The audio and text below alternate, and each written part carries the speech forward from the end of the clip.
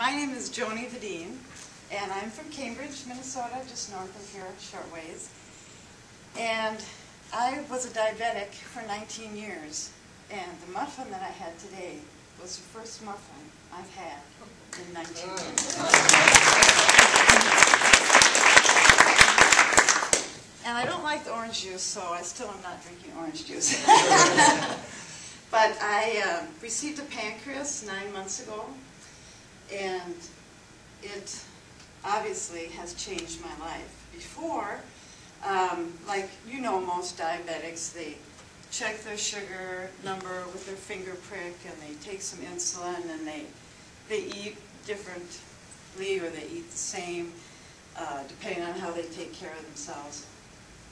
Well, I ended up needing to take care of myself in a real strict way because I became unaware of what I needed to eat. And what that means is, like, when you guys get hungry, then you feel hungry, and you eat, and then you feel better. And I wouldn't feel hungry when I needed to eat. I would sit and not be able to talk, or I would wake up at night and my husband was pouring orange juice down my throat to wake up. So it became very, very severe in that manner. And so what I ended up doing was checking my number a lot. And I'm sure, like, picture last night for you guys. How many people slept all night? Well, how many people slept all night except getting up to go to the bathroom? Yeah, okay. So what I would do for about the last 10 years, instead of trying to sleep all night, I couldn't, because then I made my husband become a nurse. And I didn't want that. This was my disease, and I wanted my family supportive, but they were not to take care of me if I could help it. So I would set my alarm, and I would check my sugar number every 3 hours, day and night. And so when the weekends came, then I would set it twice, because I got to sleep in. Another thing that I ended up doing was how many people drove here today? Just about everybody, okay.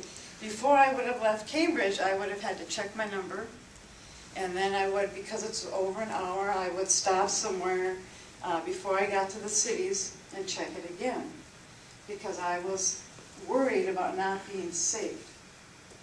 I couldn't sleep all night, and I was worried about not being safe. So I went on the pancreas or transplant waiting list in hopes of a pancreas. And I got the call. After about 4 months, I was real fortunate. And I went through joy that I was getting a call and extreme sorrow that someone had passed. And it was a 20-year-old. And of course, this was a very young person, and I have a 24-year-old daughter and a 26-year-old son. So I was picturing these people and the poor family, and yet they were giving me a chance at a normal life.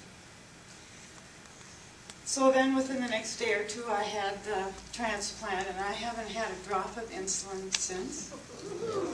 I can sleep all night. I can sleep all night except for going to the bathroom.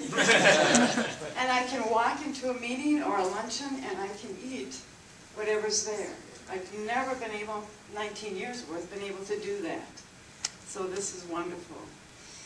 I want to make sure that everybody realizes what organ donation can do for a life, what it can do for the recipient's family, that they don't have to worry.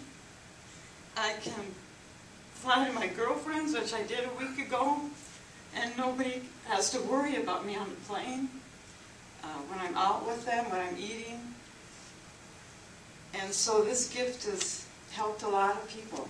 And so whenever you're talking with someone or visiting with someone, supporting organ donation is just a miracle in itself.